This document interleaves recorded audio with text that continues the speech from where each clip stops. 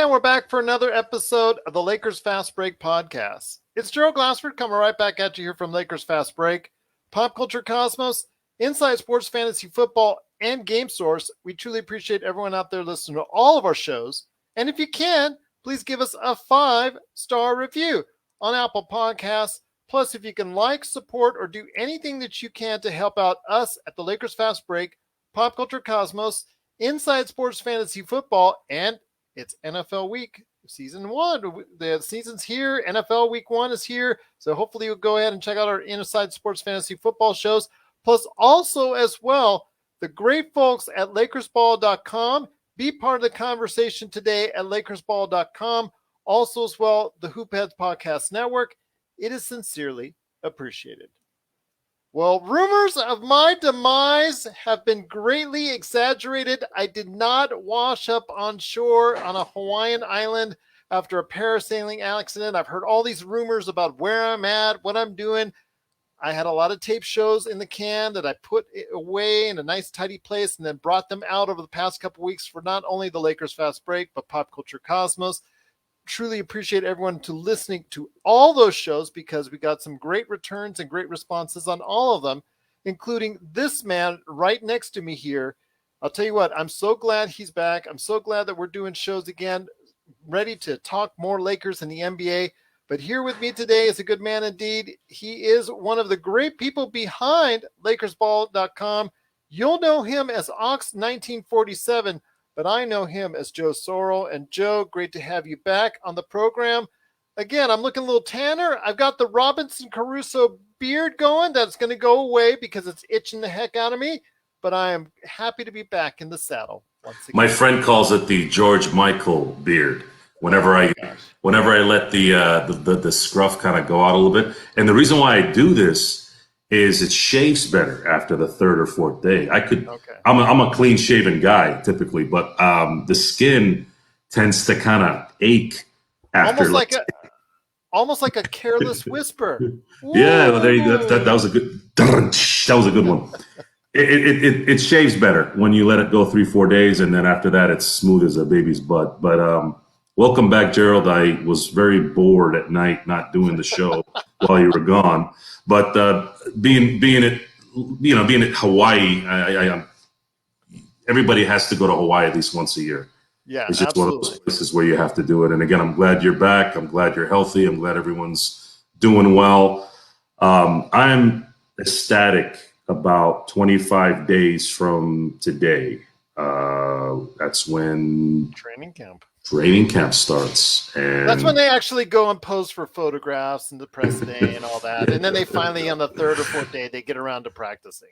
Again, just getting the ball rolling, so to speak, to kind of get a feel for all the cliche interviews and the passive discussions and the bad questions from the reporters, which it is at an all-time high, by the way.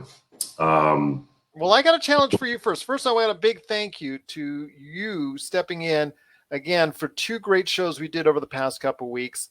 And one of those shows you touched on was your favorite Lakers all time, your top 10 Lakers all time. So I've got a challenge for you, my friend, to get that word out there to everybody at LakersBall.com.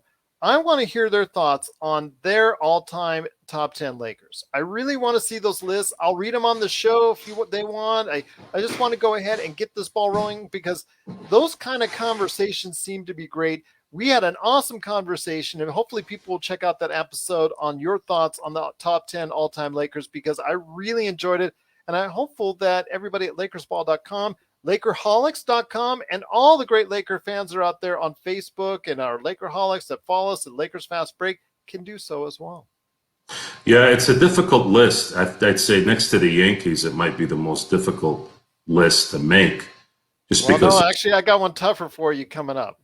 Oh, how do you have to kind of create, again, you always want to kind of bring some kind of originality because I think I've done the top 10 Laker thing. My buddy will send me, he's a huge Laker fan as well. He'll send me, starting fives versus this starting five. It's every other month he'll send me something where, it's not all Lakers, but it'll be like Jordan, Kobe, LeBron, Shaq, and Wilt on one team, and then Kareem and Bill Russell and everybody else on the other team. And I'm sitting there going, man, I don't have a clue that I pick.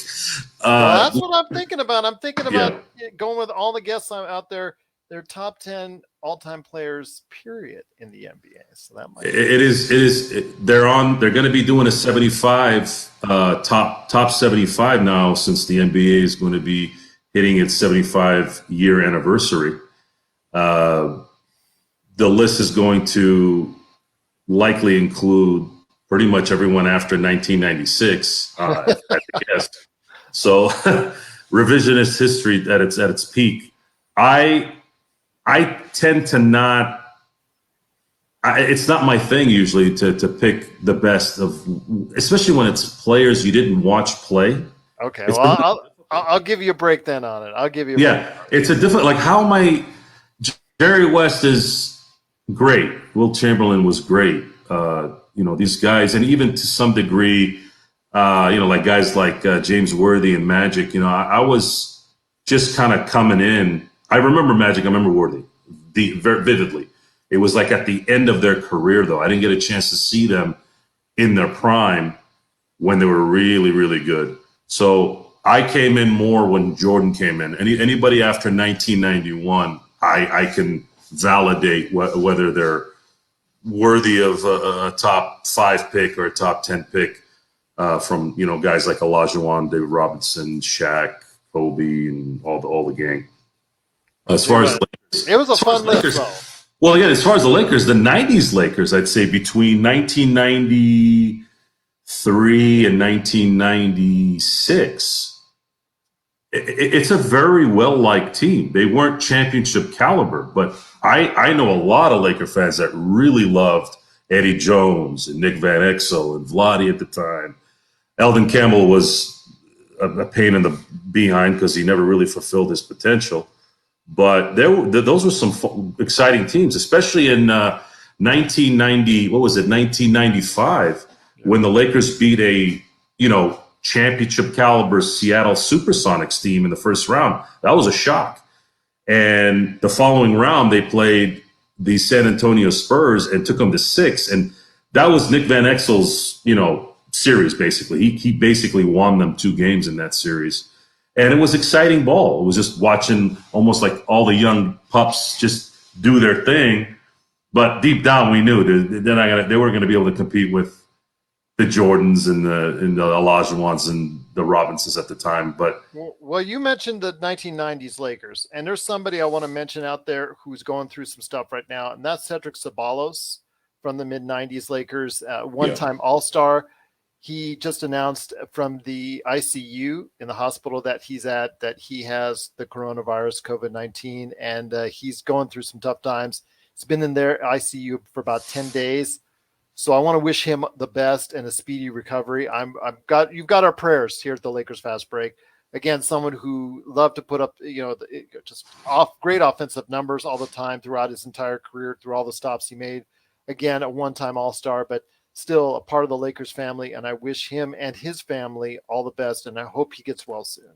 Such a good guy, Gerald. You're a good man. I'll always love Cedric Ceballos because his trip to Lake Havasu netted us Robert Horry. There you go. And had he not done that, I don't think Robert Horry would have ever been a Laker. And things might be a little different during the three-peat era without Robert Horry. So that Sacramento game to start off. Well, I get it. I remember that time very well. And the Sacramento series gets all the hype. But I think if you paid attention like I did, you also remember Game 3 in 2001, the 2001 finals. Yep. Overtime, Kobe passes it to him, hits a shot, looks back on the Philly fan and goes, like that. Yep. Game 3 against Portland in Portland, down 2. Hits the 3, clinches the series in 3. So Horry did things that, I think we're down one title without Horry at the very least. We're down one title. Which would be bad for him because that would leave him only with 7 rings, I think. It would leave him with 6. He has 7 now. Oh, he has 7. Okay, 6. I'm sorry, you lose 6. track when you have so many like lying around. But see, here's the thing: he would have been 6-0 likely because we probably would have been bounced before the finals. So he still would have had 6-0, so it'd have been fine, I guess. But that 890s team again was that was the epitome of the Laker organization. You know, you had a down, you had a 3 or 4 year window where they were down, but they were still watchable. You know, you still were invested in the players, and that's part of why it's so hard. How do people forget about Elgin Baylor and they forget about James Worthy, you know, and James Worthy, God, the reason why they called him Big Game James is because as they got hot, you know, further into the playoffs, further into the series, at some point, especially with Kareem kind of being towards the twilight of his career, that's when James Worthy had to take over. See, James Worthy was coached by the dean of all deans, right, in North Carolina, and he was such a team guy that I think he held back a lot of his game during his career. When had he not, he probably would have had better numbers and maybe even gone after some MVPs. But because he was such a team guy, he kind of did his thing during the regular season. And then when things got tighter, when Kareem couldn't do what he needed to do because the defenses were collapsing on him and Magic being the point guard, he's going to be doing his thing. Worthy was the one that kind of said, okay, now it's time for me to take over because they've kind of held Magic, held Kareem a little bit. Now they're going to have to deal with me. And subsequently, and they ended up winning 3 titles with him in the lineup. Well, and we're greatly appreciative of everything that, you know, obviously Big Game James has done. And of course, Mr. Big Shot Rob Horry has done as well. Robert Horry, Michael Cooper, Byron Scott, Kurt Rambis. I mean, come on, man. Derek Fisher. We're talking about role players, all-time Lakers. You know, all-time Lakers guys that made massive effects. They had massive contributions, and being that the Lakers are only they only hang Hall of Famers up there. It's still appreciated by Laker fans for those guys that are not Hall of Fame caliber players. Those guys were just as important during their runs. And Fisher and Horry, we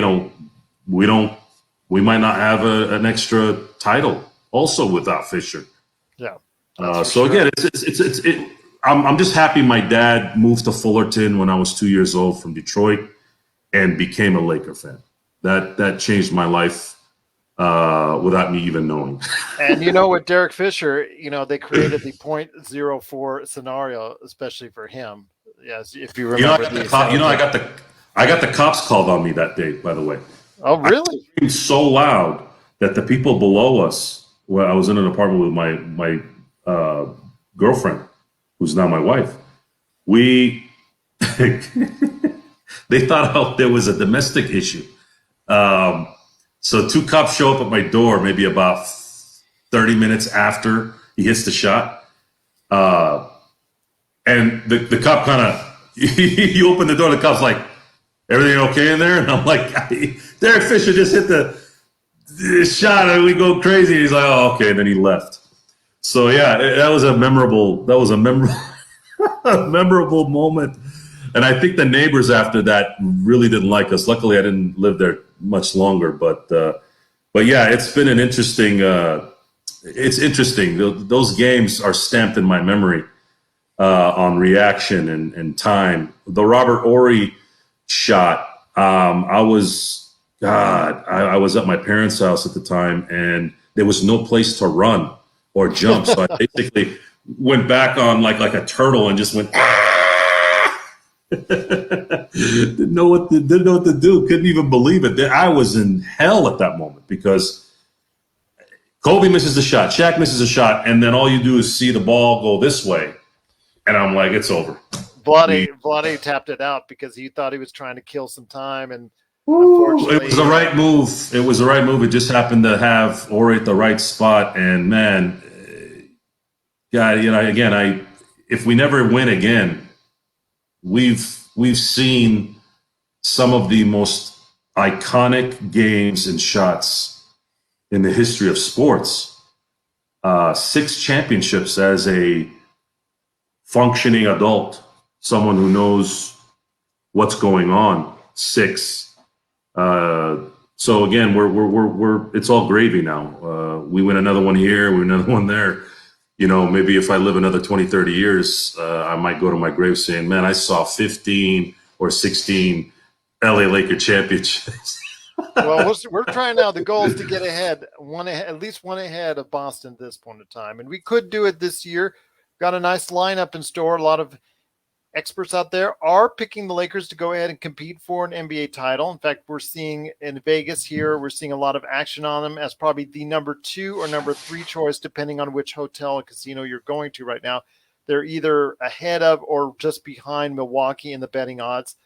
Right now, Brooklyn's listed as the favorite in all the hotels and casinos, but we'll go into that as it gets closer to the season. We'll go into more of the favorites. We'll go into more of the odds and things of that nature, and also talk about the teams in depth. But I'd like to talk about some recent additions that happened while I was on the different islands in Hawaii. And I was on, again, just great to go. If you get a chance, everyone, and you're able to afford it, go to Hawaii, because you've got the islands, like Hawaii was Maui, Hilo, Kauai, and Oahu, and just paradise everywhere you could see. And it's just tremendous. But while I was there, something that wasn't too surprising was that Rajon Rondo got bought out after he was traded to Memphis, got bought out, and not so surprisingly was picked up by the Lakers, because a lot of people had thought that Jared Dudley was going to re-sign with the Lakers, much to my chagrin. And I've said that often on this show, how much I did not care for having Jared Dudley on the team in a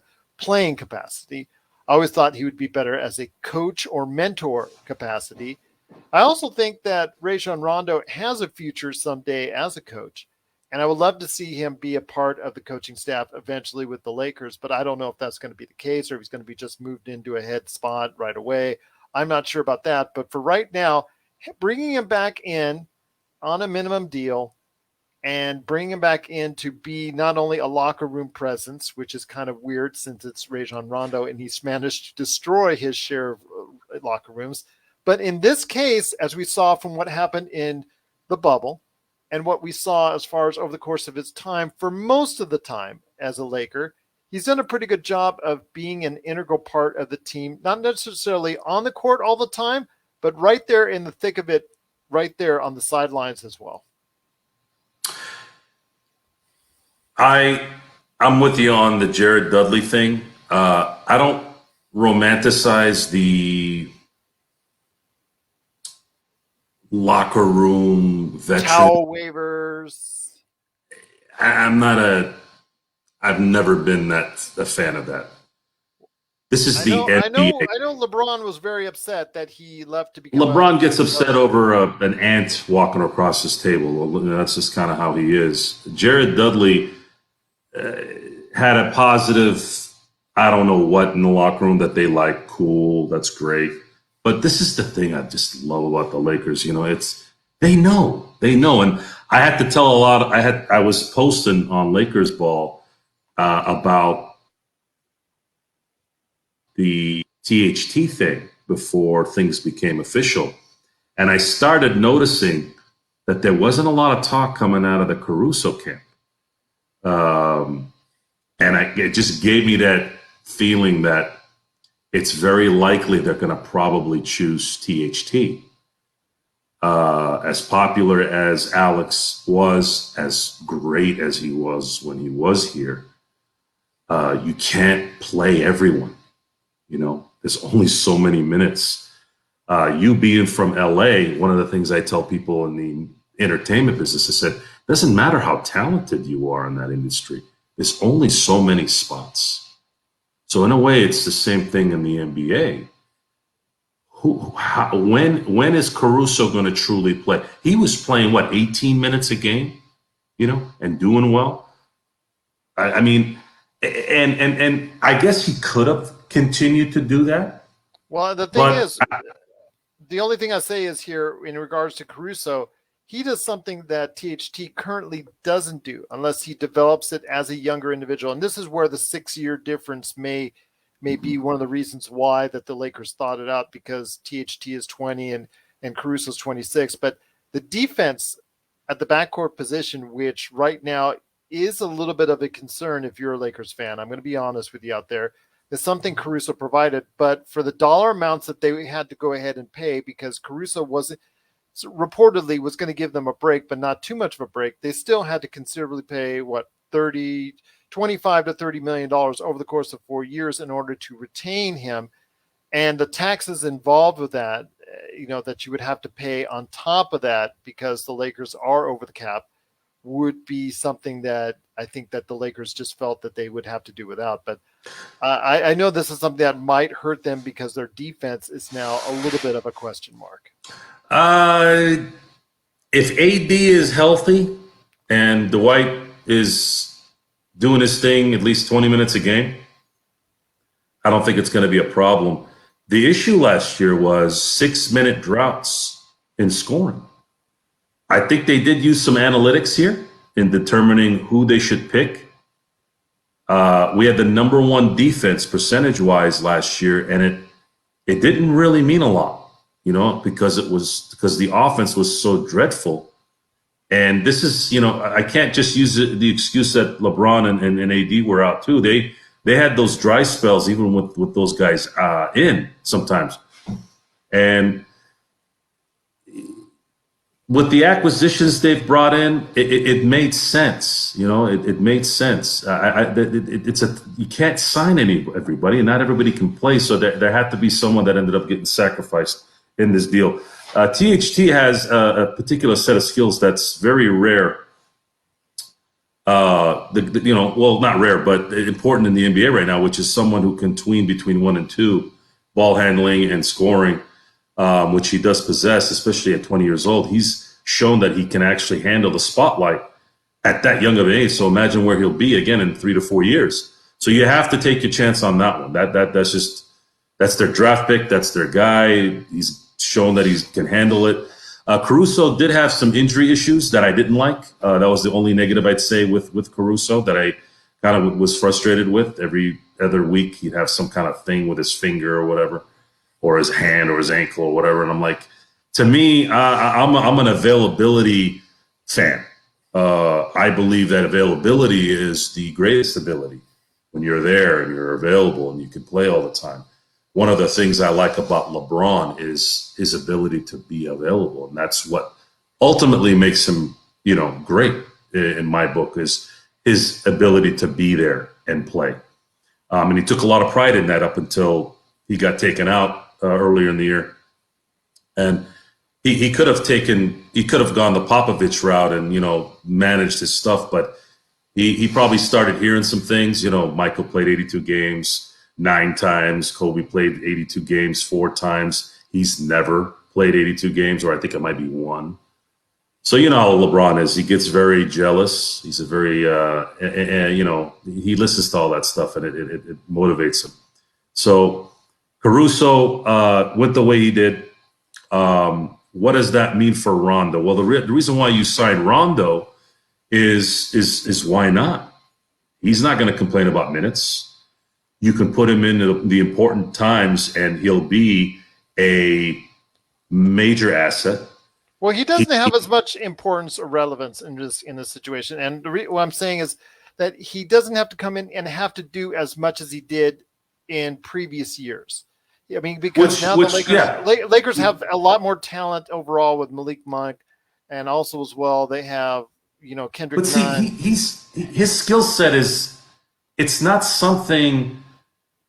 It wouldn't affect those guys. It's more cerebral. With Rondo, it's more cerebral. Rondo and guys like Rondo more than CP3. Those guys, again, I think I talked about this in one of the other shows. They have the pre-millennial mentality in terms of how to conduct the team and how to conduct the game plan. And Rondo more so than CP3. He's not as much of a whiner, right? So Rondo, he's just a no nonsense guy. He wants to do his thing, and you leave him alone. And him coming back to LA, in terms of him wanting to come back to LA, I think they just understand him there. LeBron understands him. The front office understands him. He's run into so many problems in other areas. He even ran into a little bit of a problem with the LA Clippers. And he kind of had a little parting shot with, Ty Lue in saying that if you don't, believe in the play, if the coach doesn't believe in you, then, you have an issue. And I remember watching the games. He didn't even really play in those series. And I'm not going to fault Ty Lue on this, because if the Clippers had Kawhi Leonard there, they're winning the championship. It's very likely they're winning the championship. So Lue had some other agenda going on, and it was working up until his main guy got bounced, and then they got bounced. Rondo's Rondo. I bringing him back. He worked before. I don't see him not working now. He's going to probably play even less during the regular season, and then when it's playoff time, that's when you can kind of pick your spots. Because you and I both know that regular season Rondo is not pretty at times. In fact, over the time on this show, regular season Rondo and I have had lots of issues as far as a lot of the things that he's done or the lack of productivity. But I am no longer going to doubt playoff Rondo after what we saw in the bubble. And if he can give you, like you said, just some minutes, more guidance and mentorship, and letting these new players know, the ones that have not been with the Lakers before, about what LeBron playing with him and playing with AD is like, giving them the mentorship that he can give, because I really think there is a future for him if he so chooses to in a coaching profession. And then also taking that knowledge and experience into a larger role come playoff time, because again, with situations where we're seeing with Russell Westbrook, where he is going to be a feast or famine proposition in the playoffs, because he's going to either dominate or he's going to get dominated because of his certain skill set and his lack of skill set in other areas. I mean, whatever he brings to you as far as rebounding, passing, driving the ball, intensity, and just sheer out and out hustle, he will not give to you as far as shooting is concerned. And, those times in the playoffs where he's struggling a bit, you can bring in a Rondo, and if you get playoff Rondo, that could be a big bonus for you at that time. We're playing. I'm not expecting. I'm not going to be disappointed if Rondo finally hits the wall. Yeah. We're asking. Playoff Rondo would be the icing on the cake, but we're not asking him to do as much this time around. Yeah, it's Rondo, to me, kind of made his bones 2 years ago or a year ago, 2 seasons ago. Less than a year ago. Right. And the thing is, he did something that season that I had never seen him do consistently, which is shoot. Yeah. He was nailing threes at a very consistent rate. And I believe that was the difference. It was that, because I watched the 2010 NBA Finals. I remember Kobe was sagging off him, especially in Game 7. And he didn't shoot. And I was thinking in the back of my head while he was shooting, especially in Game 6 when they pretty much sealed that game in the second quarter because of AD's defense and Rondo making every shot. I'm thinking to myself, if this Rondo in 2020 shot like that in 2010, the Lakers would be sitting at 16 championships right now, and the Celtics would be at 18. It's interesting looking at those two things. I'm used to seeing Rondo play like Rondo in 2010, creating a Titanic-like sinking in Dallas, which I'm not going to lie, I got a kick out of that. And then having his issues in Sacramento, having his issues. He didn't really have a lot of issues in Chicago when he was in Chicago. Had a little bit of maybe some stuff in the Clippers. And then, of course, he's in LA. He's a Laker. And, other than his regular season snafus, he came through when it mattered. And that, to me, is all that matters. Can you come through when it matters? He did. Now, I think he's on his last I'd say maybe last year, maybe 2. Him being a coach, the only way Rondo becomes a head coach in the NBA and a successful one is if he gets lucky and gets a superstar. Because if he doesn't, no one's going to listen to Rondo. That guy is way too beastly for this generation of basketball players. They'll have a mutiny. If you think the Brian Shaw situation in Denver was bad, Rondo would be fired probably within 4 months. Well, I didn't say it would be pretty. I just said I think there is a future for him in the coaching ranks. I still think future. Yes, there is. But head coach, he's got to pick the right situation. He's got to go to a team that has a superstar that's going to listen to him. A lot of the reasons why Popovich was successful, I'm not saying Popovich isn't a phenomenal coach, but there's a lot of phenomenal coaches. There's some great coaches. But having Tim Duncan, having these type of players that are going, like a Tom Brady, a Tim Duncan, guys that are at the peak on their team, taking the licking from the coach. Everyone else has to fall in line. It's just no other way to go. And the second those guys leave, guess what? The mutiny happens. Look what happened with Kawhi Leonard. He gets his feelings hurt by Pop, and then he bounces and forces a trade. So as far as Rondo, again, I know we're getting a little off topic here, but Rondo's effectiveness this year will be determined by how Frank Vogel manages his minutes.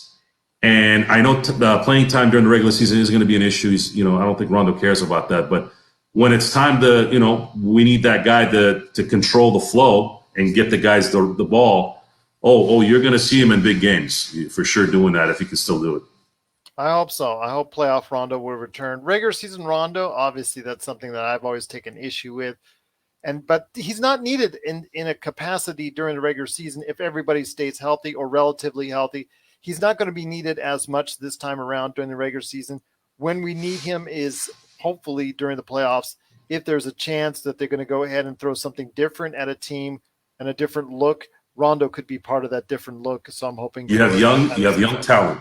You have young talent. And again, the NBA is a young man's game. That's Stu Lance he says that at least 2 or 3 times a year during a telecast. This is a young man's game. The Lakers have a lot of old guys on the team, but they also have a lot of young guys. Mm-hmm. So I'm hoping that Frank comes in the training camp and tells everybody, look, guys, we got Malik Monk, we got Nunn, we got THT, we got some guys here that, and AD's still a young guy. We got some guys here that we're going to give you guys a shot. And if you guys play very well, first of all, number one, especially when in the case of Nunn and Monk, you guys are playing for the next 10, 15, $20 million contract. Yeah. So we're going to give you every opportunity to get that. Look what happened with Caruso. Caruso got that contract because of how well he performed as a Laker. Nunn and Monk are athletically more talented than Caruso. So if those guys kill it, we're likely going to end up benefiting from that, obviously, in terms of winning a title. And then at the same time, they're going to be able to go into free agency next year or whenever and get the kind of money that they want. So this is a win-win. And then again, guys like Rondo, the veterans, they're team-oriented. They're gonna end up, making things much easier for everyone, as opposed to what Marc Gasol did last year and what Schroeder did.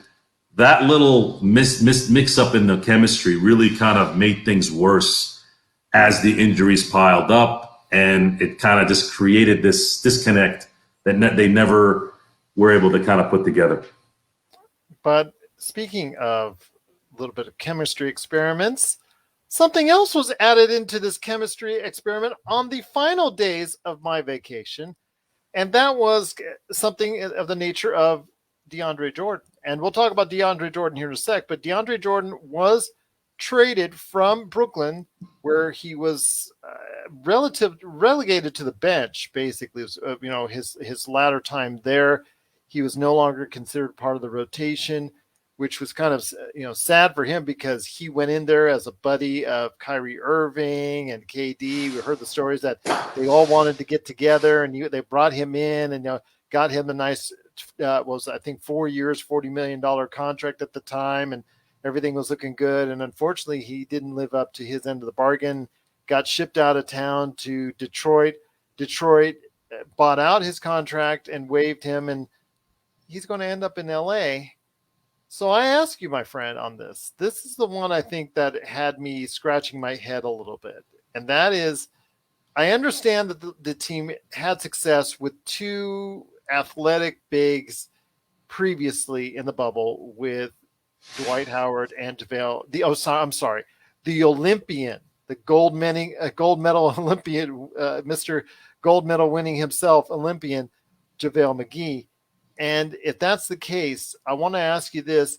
They're trying to recreate that. I don't know what it says for Marc Gasol's future. I know his future, according to reports, depending on who you hear to and depending on who you listen to, is either going to be gone, traded out, or he's not going to be. He's just going to head back over to Spain, even though he said he was going to be playing for the Lakers. So I want to hear your thoughts, my friend, on the signing of DeAndre Jordan. And do you really think this is going to be a big help for the team? Not but as we hopefully get deeper into the playoffs, no. The NBA right now does not allow guys like Dwight Howard and DeAndre Jordan to be effective players when it really, really matters. They clog the lane. They can't really shoot from the perimeter. They can't shoot from the perimeter. Their defense it's not, they can draw them out. They can draw them out because, let's say, if somebody like Jokic decides to sit back into the three-point line, what are they going to do? You can't just sit in the paint. So during the regular season, this is kind of a regular season and maybe matchup situations as they hopefully progress during the playoffs, similar to how it was in the bubble when Dwight was very effective against Jokic.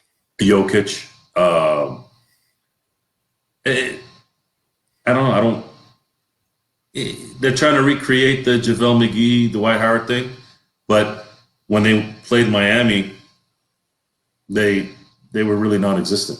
And Anthony Davis is going to be the 5 on this team when it matters, especially now with the acquisitions they've made, especially now with somebody like Russell Westbrook. And if you have a 235-pound, in shape Carmelo Anthony who can still shoot, that's going to be an interesting dynamic. If Carmelo Anthony gets open shots, is he going to hit them? If he does, it's just, I don't even know what other teams are going to be able to do. He can't play defense though, so there's that. But I'm getting a feeling that the NBA is pretty similar to now with how the NFL is, which is the defense needs to be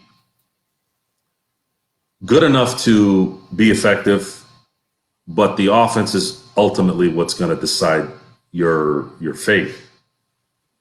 I thought the 2020 bubble, the defense was imperative.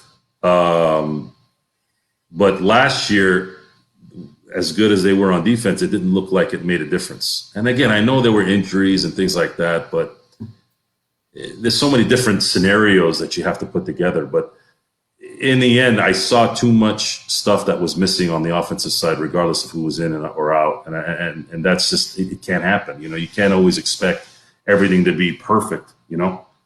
How are you going to react? How's that player? How are those players going to,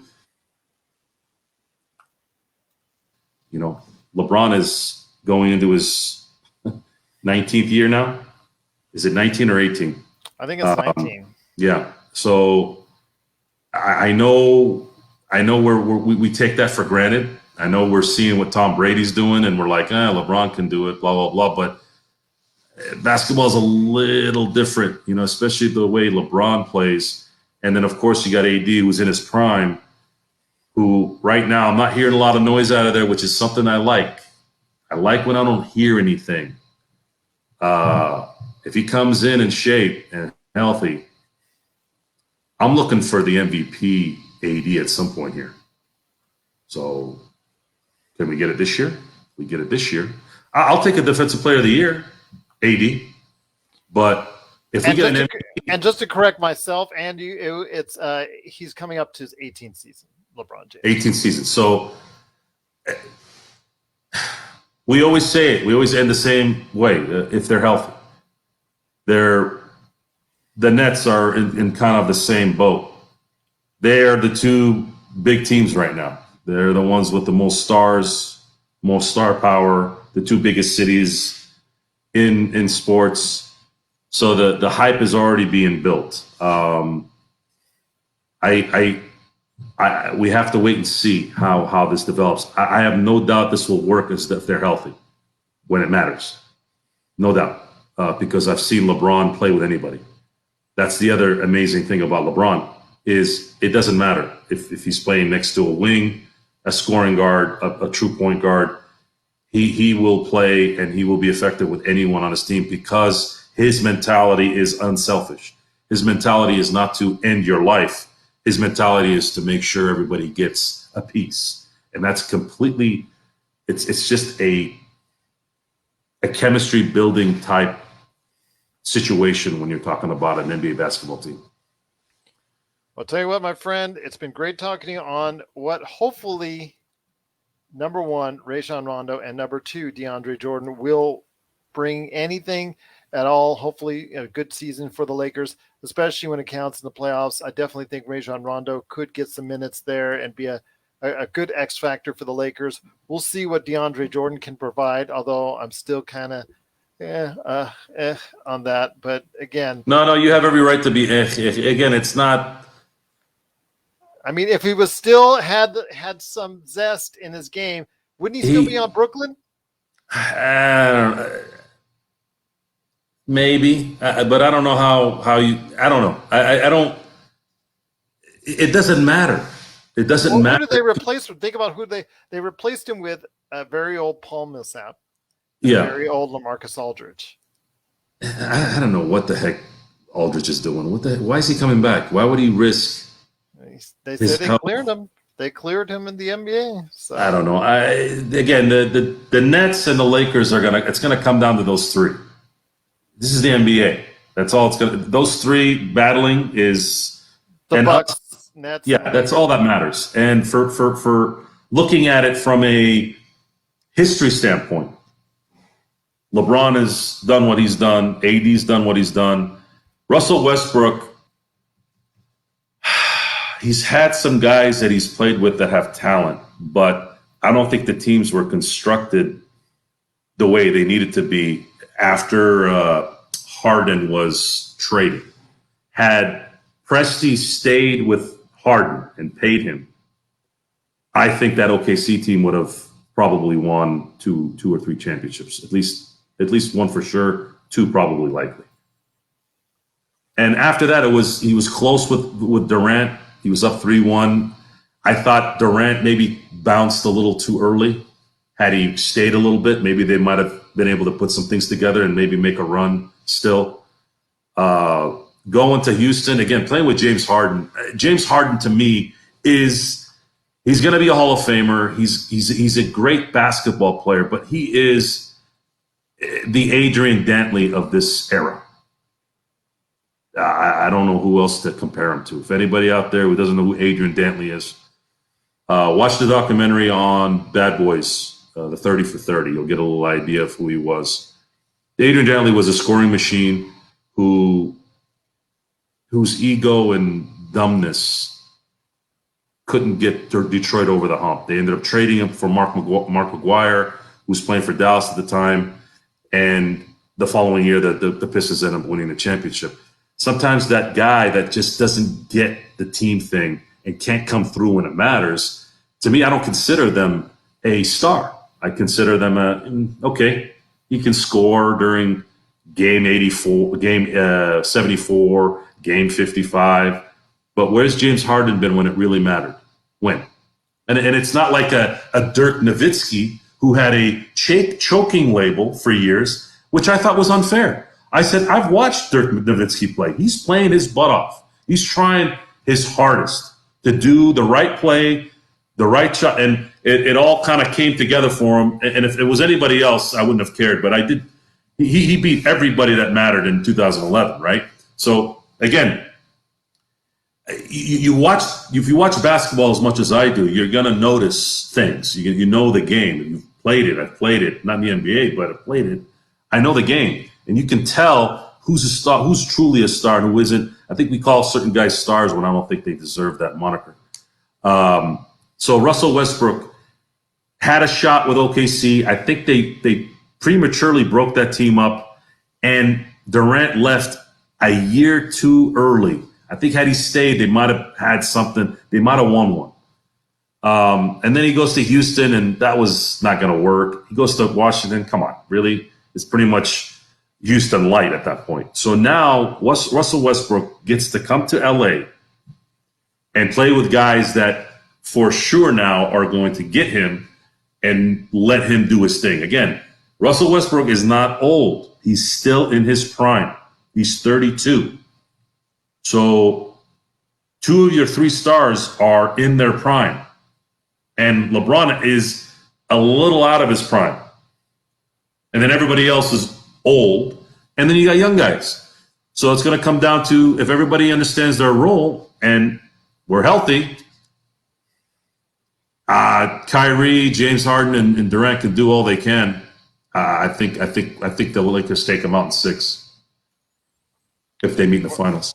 We'll definitely see what happens there. But before we head on out, my friend, it is the Ben Simmons saga. It never seems to end. And of course, there is no better place for this to happen.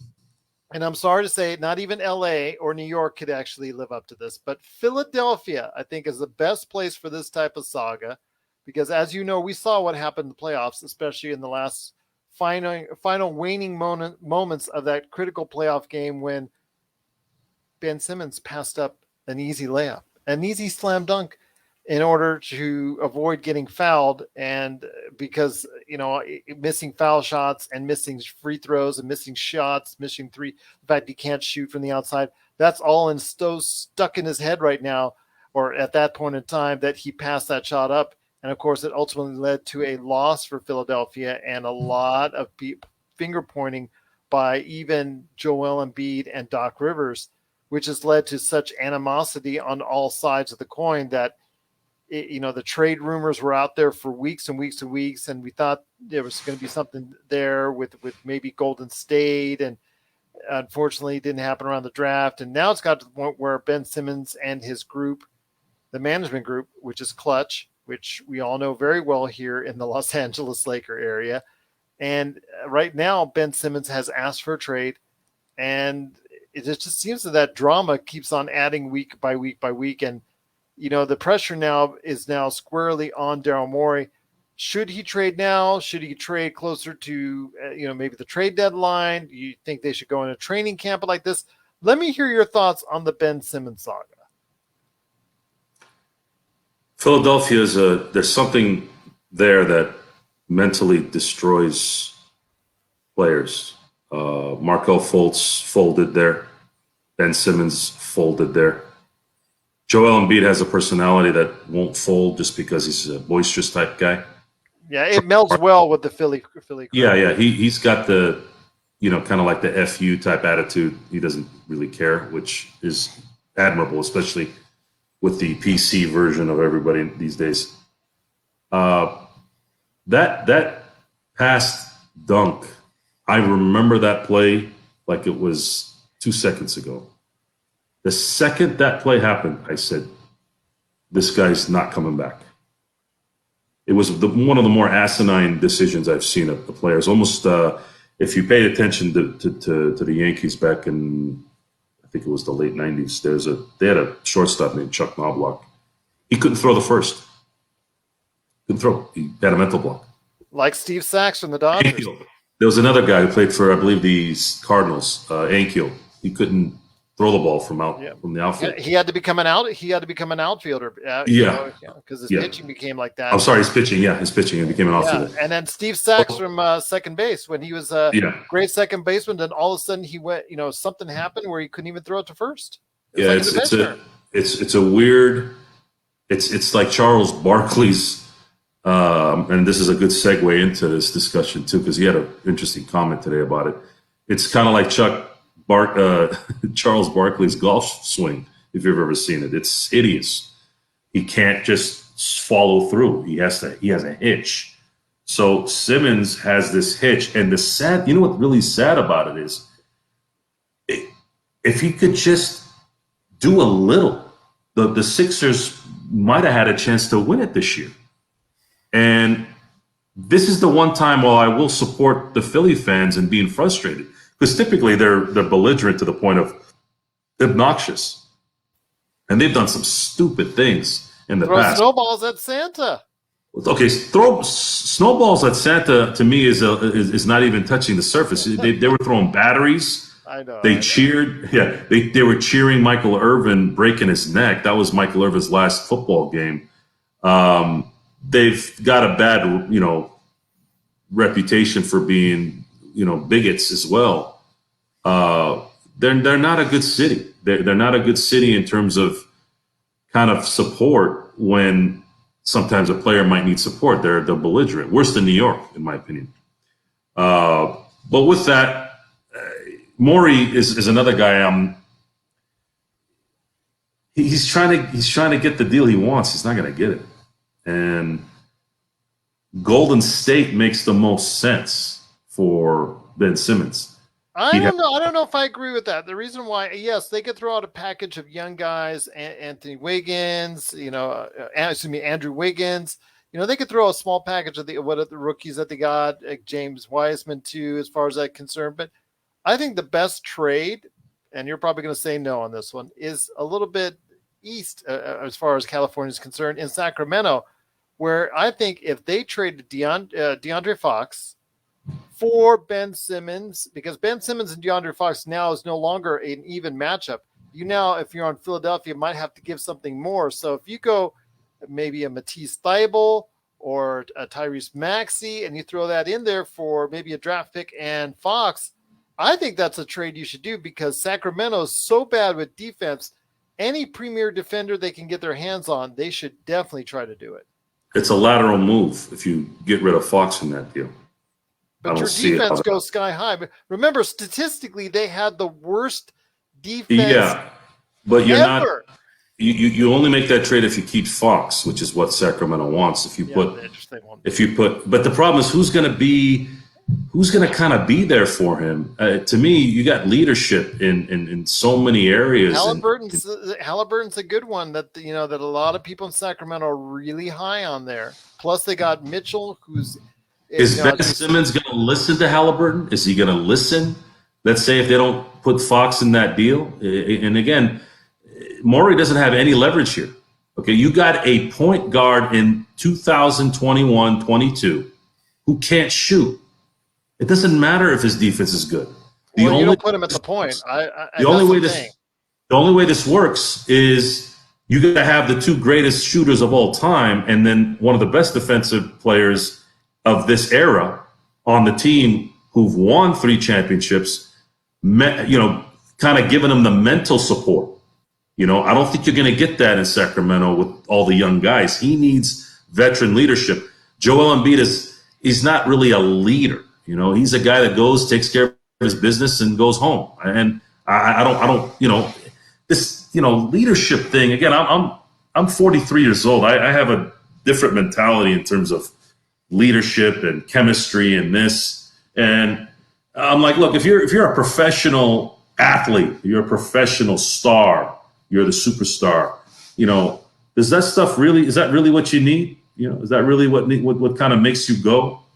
How about you're that good? How about you just figure it out how to get yourself motivated to do what you need to do?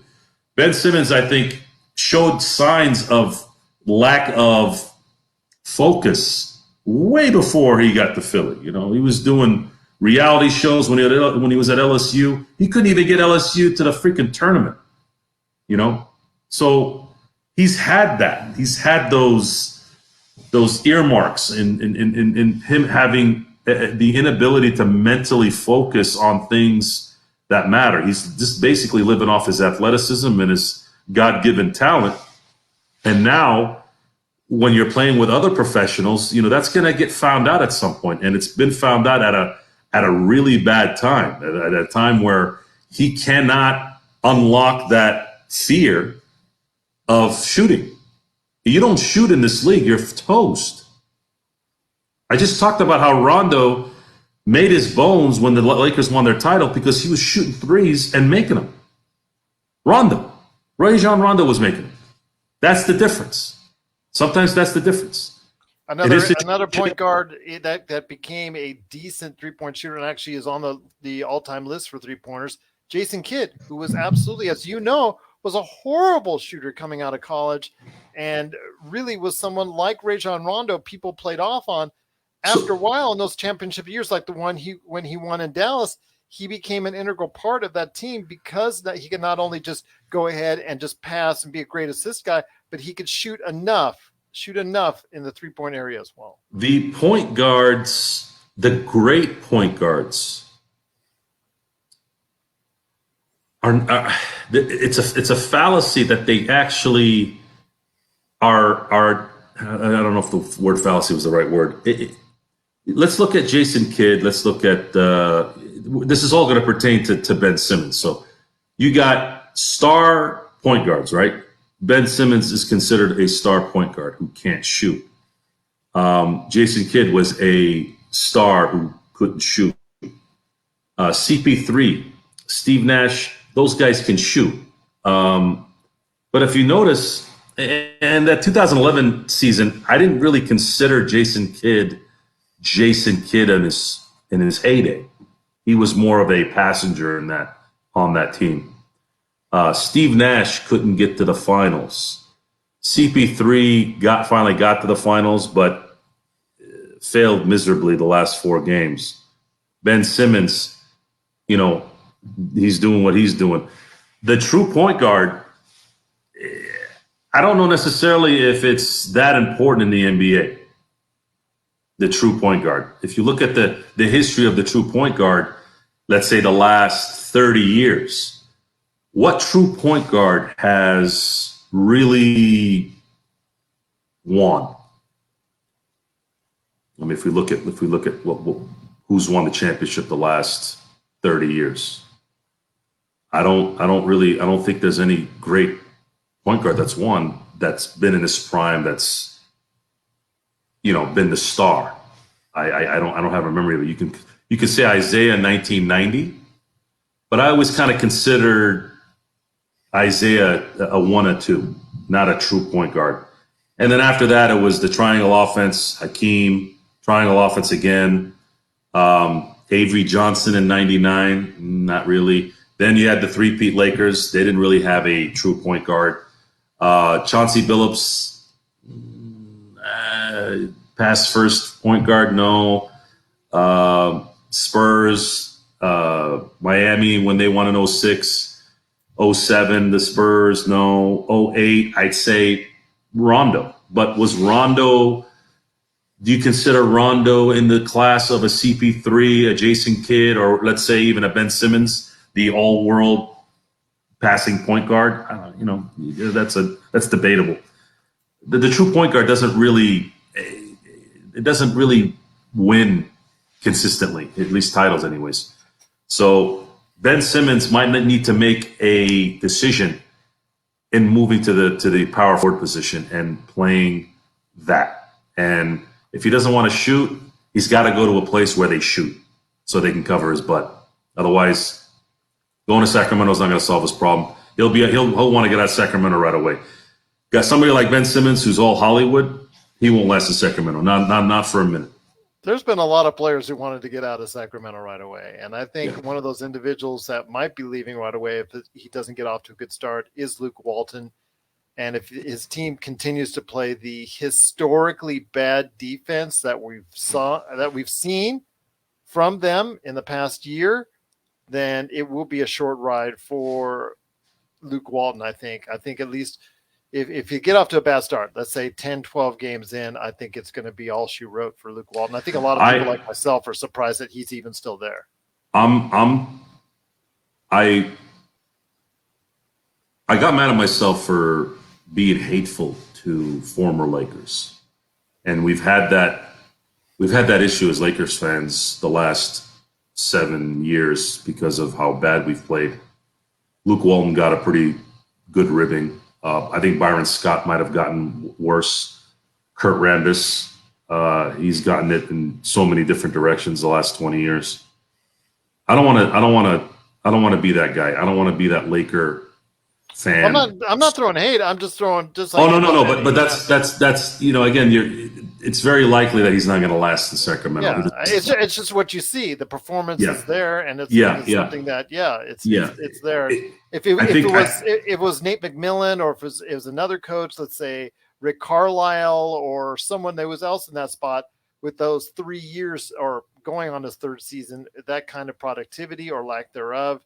I think that it's just in these days, in the NBA in 2021, if you've got a team that is trying to save money, he's going to play throughout his contract. But if you got a team that has any kind of money and wants to be a competitive team, and especially if Sacramento, who has been the team that's been farthest away from the playoffs. In fact, they are the most years without going to the playoffs now. I think 16 or 17 since those period of time against the Lakers. That's the last time they were really in the playoffs. The Sacramento Kings, I think the last time they were in the playoffs was 04? I think they lost to the Mavericks in 04. Yeah, that's 17 years, my friend. Or was it 03? I think it might have been 03. Yeah, so at some point in time, you got to start making a move to the future. And yes, they do have some young pieces that they can start building with, but we'll wait and see. That defense has to get a lot better, and if it doesn't, even though they've got Mitchell, I really think that they still need more. But if you don't like Simmons there, you got to get something that's going to be able to go ahead and stop the ball. Sacramento is what is the West Coast Minnesota Timberwolves. I don't. There would need to be a all-world star like a Zion Williamson that got drafted there to move the needle there. Bring Hito back. Bring Hito back. Well, Jeff Petrie was it Jeff Petrie? I think it was, who was the general manager at the time. Yeah, the Maloofs owned the Kings at the time. Yeah. They brought a little bit of a Hollywood feel because they owned the Palms in Vegas. Yep. And Jeff Petrie was really good he was very good in terms of putting the right team together. So they drafted Peja. They got Haydu. They drafted Haydu. They were able to sign Doug Christie. They ended up trading for Chris Webber. And then they got Vlade, I think, via free agency. Bobby Jackson was always under the radar. Mike Bibby. Very good. Yeah. And then Mike Bibby as well was on that team. They kind of accidentally became that team that had a good couple-year run. They would have won the world championship if the Lakers weren't around. At least once. Yeah. Laker fans get a lot of noise still from that Game 6 game. For those who don't remember, and again, me being a Laker fan, no, the credibility is not going to be there, even if I'm telling you the truth. Game 5 in Sacramento was one of the worst officiated games I've seen. And the Lakers ended up losing that game. It was so bad that on Kobe's last shot in that game that he missed, Bobby Jackson grabbed his jersey out of his shorts and didn't get a foul call because it was so fast. It was Kobe did his turnaround so fast, but those jerseys are long and they're tucked in, and he pulled it out. It was so fast. There was I don't know if they didn't want to call the foul after being in Sacramento and all that, the home court advantage, but there were so many blatantly bad calls and no calls in that Game 5. I remember after they had lost that game, I said, "This was the worst officiated game I had ever seen at that point. The worst officiated game I've seen in my life is Game 2 in 2008 in the finals, when Leon Poe became Bernard King all of a sudden, So who was one of the officials in that game? Tim Donaghy. Need I say more for anybody out there who has knowledge of that? And again, I can segue into other things on this one too, and we can be talking for the next couple hours, but I'll keep it short. a little bit off topic here. David Stern deserves the credit of taking the NBA where it ended up going from '84 when he came in to the strike season in '99. I thought he was a good. I thought he managed things very well when he had Magic, Bird, and Jordan.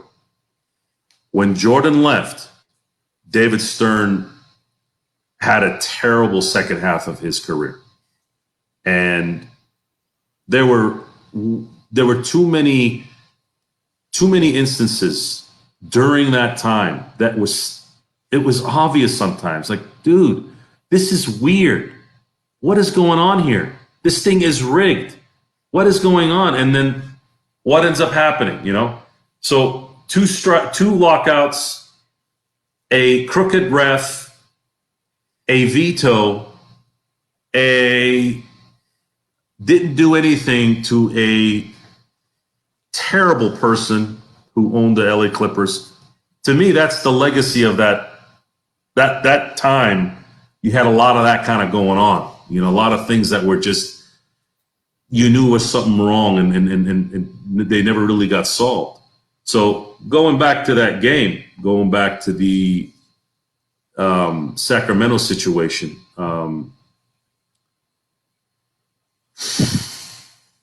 I don't know if Game 6 was rigged.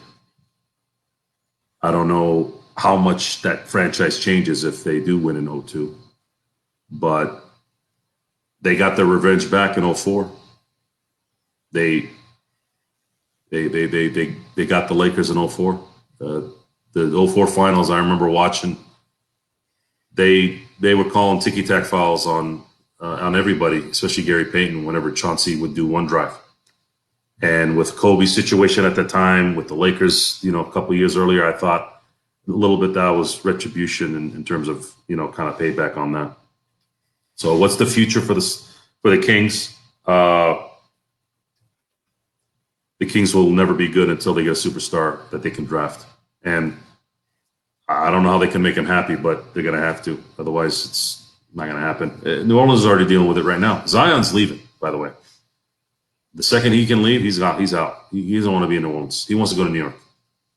That definitely sounds like it from his first time at MSG, but that'll be a bigger story as the months and years go on, especially if he kind of just says no to an extension. But I have a feeling he'll sign the extension, but want to leave at the first possible get-go. I agree with you on that. But the rest of the NBA, we will go ahead and cover in preceding weeks because we've got still some time to kill. Like you said, 25 days before they head to training camp. We're excited about that. There's still going to be some things going on. But before we head on out, my friend, it's been a great hour plus of conversation. I want to hear your thoughts, though, where you have more conversation on the Lakers and why people need to check out LakersBall.com. Well, Lakers Ball is kind of it's an interesting time right now. So we're going to start putting more material out there. Things will start to get programming will be better as we can actually discuss what's going on in during the season, during the games. Things will be more appealing. We'll be able to explain things better, and it wouldn't be so much assumption. It'll be like, okay, well, the Lakers looked terrible tonight when they lost, or they looked great when they won. The thing with Lakers Ball that I'm hoping doesn't happen, and I think I've already said this in previous podcasts, but I think it's going to happen inevitably. I want this thing to be a valuable discussion. There's too much. There's so many podcasts. There's so many things out there nowadays. How are you going to separate your commentary from everyone else? Sometimes you don't discover that until you kind of get into the thick of things, right? How are people going to be receptive to how you deliver your message? Are you going to be the heel, and just say controversial stuff like a scumbag like Skip Bayless, or are you, you're going to be like Charles Barkley that, a broken clock is right twice a day, so he's right twice a day, but he's a buffoon the other hours of the day. Those things have already been played out. So how does that factor into the Lakers ball thing? Well, I want to represent the site. I want to be maybe its voice and be in a place where, we're not going to go corporate. This is going to be who we are. If you don't like it, you can go somewhere else. And there's plenty of other sites you can go to where everyone is, holding each other's hand and skipping down the street. I'm not going to be that guy. I will never be that guy. It'll never happen. If Rajon Rondo or Anthony Davis or whomever or LeBron does something that I think is idiotic or great, I'm going to make sure it's said. Now, there is still a little bit of an opinion there. That's part of why people want to listen to your opinion. That's broadcasting 101. That's what I learned. Tell us your opinion and give some backing to it, right? So at Lakers Ball, I was on a previous site that turned into a disaster after, I think it was 15 years being on there. Went into Lakers Ball. The setup is much better. The game time thread is my favorite during the season. We're out there, we're commentating, and even during the games that we're getting our butts kicked, we're making funny commentary. This is what it's about. It's about, and then of course you got the usual yahoos that'll say something that makes you mad, and then you retaliate, and then the mods will be like, guys, calm down, do this, and again, you gotta listen too a little bit. But at the same time, let's have some individuality too. I'm not going to agree with everything you say just because that's the status quo. With the way the world is going right now, if it's infiltrated the sports world, it's infiltrated everything in terms of social things and whatever. Well, if you guys want to discuss that, then I'll discuss it. If you don't want to, then so be it. And that's kind of how it is there, and it's a respectful place. But I'm worried that once we blow this up, the place is going to have maybe, 200-300 people on there, 1,000 people. And then at that point, it becomes like every other site. You have to deal with server issues and all that. And you have to upgrade all that stuff. So I guess we'll see. We'll have to see how that goes. But I highly recommend, if you're a Laker fan and you're listening to this, if you want to see simple, good commentary, funny stuff, especially during the season, good in-game discussions, I highly recommend going to Lakers Ball. It is a blast. I would find myself looking at my watch. Again, I can watch the game anywhere. I have a smartphone. I can watch the game anywhere. I have all the channels you can think of that could be possibly shown on a phone or on a TV. I have all access to all that. But I can't wait to get home during the season to get on my laptop and commentate, because it's kind of hard to talk on the cell phone. And a lot of times I have more fun doing that than watching the games. Sometimes I got to rewind the game just to see what happened. I'll miss a dunk because somebody's saying something funny. So that's, to me, that's the upper, that's like the top part of the site, is when we're all in time doing our discussions, talking about the games, talking about the players, saying who stinks, saying who's great. It's a blast. I highly recommend, Gerald, when you have a minute, when the season starts, to get in on that game time thread and go toe to toe with everybody. It's really fun. I'll see what I can do, my friend. And plus, also after the games, you're going to be checking out our shows. We'll be doing as many after the game live Lakers fast breaks as we can do. I'll have on various guests from Mr. Joe I'm going to reach out to, also as well the guys from the Lakerholics.com crew. And we'll see what we can do about getting more people involved. Again, we will be on as many times as we can during the course of, like we did last season, after every game at the Lakers Fast Break.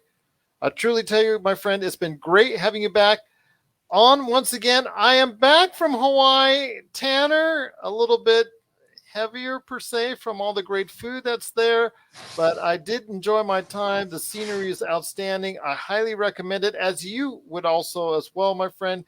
If you get a chance, head out to Hawaii. The people are awesome out there, despite that one individual that we talked about before the show, but I won't go into that. But my friend, did you go to a luau?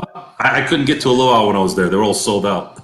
Yeah, they were all sold out here, but I really didn't this time around. I wasn't really. We've already done one in 2019. So I really thought, you know what, we could just spend more time at the beach or just go to the nice dinner places that are there, support local restaurants, and then if we were based in a hotel, go to some of the nice hotel restaurants that were there, really just do what we can to support the communities that were there and see what we can do to go ahead and keep their economies going. So I truly appreciate and value my time in the islands. I'm hoping to return sometime soon.